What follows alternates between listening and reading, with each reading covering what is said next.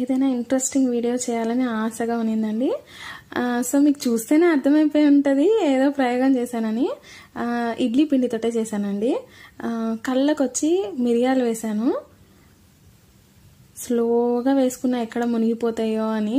తర్వాత నోరుకు వచ్చి పసుపులోనే మిక్స్ చేశానండి. చిన్నగా స్లోగా పెట్టాను. మీసాలకేమో జీలకర్ర పెట్టాను, స్లోగా పెట్టానండి. తర్వాత షర్ట్కి ఏమో పెసరట్టు వేస్తాం కదా, పెసరపిండి గ్రీన్ కలర్.